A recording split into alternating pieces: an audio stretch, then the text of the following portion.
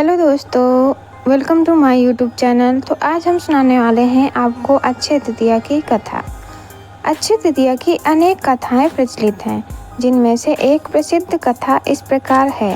प्राचीन काल में धर्मदास नामक एक वैश्य था। वह स्वभाव से बहुत ही धर्मात्मा और सत्यवादी था। वह देवताओं और ब्राह्मणों का सम्मान करता था। उसका परिवार बड़ा था और वह अपनी आर्थिक स्थिति को लेकर हमेशा चिंतित रहता था। एक दिन धर्मदास ने किसी से अक्षय तृतीया के व्रत और उसके महात्म्य के बारे में सुना। उसे बताया गया कि वैशाख शुक्ल की तृतीया तिथि को किया गया दान और पूजन अक्षय फल देता है। यह सुनकर धर्मदास बहुत प्रसन्न हुआ और उसने इस दिन दान करने का निश्चय किया। जब अक्षय तृतीया का दिन आया तो धर्मदास ने गंगा नदी में स्नान किया और अपने पितरों का तर्पण किया। इसके बाद उसने घर जाकर विधि विधान से देवी देवताओं की पूजा की। अपनी सामर्थ्य के अनुसार उसने ब्राह्मणों को अन्न, सत्तू, दही, चना, गेहूँ, गुड़, ईख और वस्त्र आदि श्रद्धापूर्वक दान किए। धर्मदास की पत्नी उसे बार बार दान करने से मना करती थी, क्योंकि उनके पास अधिक धन नहीं था। कुटुंब के लोग भी उसकी चिंता करते थे और बुढ़ापे के कारण वह अनेक रोगों से पीड़ित भी था। फिर भी धर्मदास अपने धर्म, कर्म और दान पुण्य से विमुख नहीं हुआ। समय बीतता गया और धर्मदास की मृत्यु हो गई। अपने पूर्व जन्म में किए गए अक्षय तृतीया के दान के प्रभाव से अगले जन्म में वह कुशावती नगरी का राजा बना। वह बहुत ही धनी और प्रतापी राजा था। मानता है कि अक्षय तृतीया के दिन किए गए दान और पुण्य के कारण ही उसे उतना वैभव प्राप्त हुआ था। कहा जाता है कि इतना संपन्न राजा होने के बावजूद भी धर्मदास को कभी अपने पुण्य कर्मों का घमंड नहीं हुआ और वह हमेशा धर्म के मार्ग पर चलता रहा। इस कथा से यह ज्ञात होता है कि अक्षय तृतीया के दिन किए गए दान और शुभ कर्म कभी निष्फल नहीं जाते और उनका अच्छे फल प्राप्त होता है।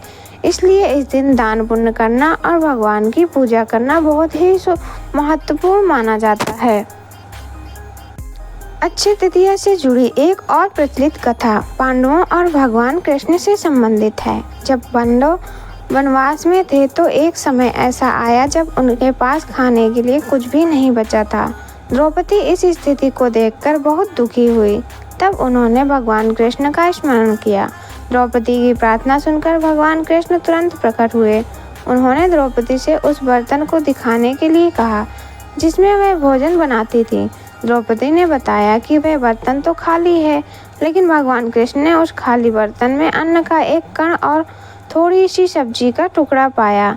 भगवान कृष्ण ने उस अन्न के कण और सब्जी के टुकड़े को खा लिया और कहा कि अब सबकी भूख शांत हो जाएगी। इसके बाद अक्षय तृतीया के दिन भगवान कृष्ण ने पांडवों को एक अक्षय पात्र प्रदान किया। इस पात्र की विशेषता यह थी कि इससे कभी भी भोजन समाप्त नहीं होता था। जब तक द्रौपदी स्वयं भोजन नहीं कर लेती थी, तब तक इस पात्र से सभी के लिए पर्याप्त भोजन निकलता था। इस अक्षय पात्र की कृपा से पांडवों को उनके वनवास के दौरान कभी भी भोजन की कमी नहीं हुई और वे निर्वाह करते रहे। ये कथा अक्षय तृतीया के महात्म्य को दर्शाती है कि इस दिन किए गए पुण्य कर्म और भगवान की कृपा से कभी भी किसी चीज़ की कमी नहीं होती है। यह भी माना जाता है कि इस दिन से त्रेता युग की शुरुआत हुई थी, इसलिए इस दिन का दिन और भी अधिक महत्व है। भगवान कृष्ण की कृपा और अक्षय पात्र की प्राप्ति पांडवों के लिए एक महत्वपूर्ण घटना थी, जो अक्षय तृतीया के दिन से जुड़ी हुई है। तो दोस्तों, कैसी लगी आज की ये कहानी आपको? और हाँ, इस दिन जरूर लेकर आए हैं 5 चीज़ें। नंबर 1, तांबा। तांबा, सोना या गेहूँ, इनमें से एक कुछ भी लेकर आ सकते हैं। ऐसा करने से आपका शौर्य मजबूत होगा और मान सम्मान बढ़ेगा। नंबर 2, रुई। रुई इस दिन अवश्य घर लाएं। ऐसा करने से शुक्र ग्रह अच्छा होगा और लक्ष्मी प्रसन्न होंगी। नंबर 3, हल्दी की गांठ।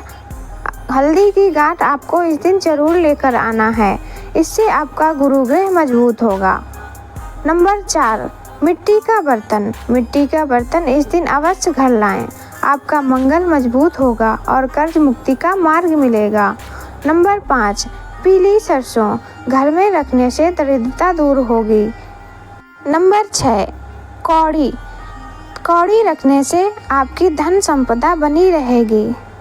तो दोस्तों, कैसी लगी आज की ये जानकारी आपको? अगर वीडियो अच्छी लगी हो तो वीडियो को लाइक और हमारे चैनल को सब्सक्राइब करना ना भूलें। धन्यवाद। राधे राधे।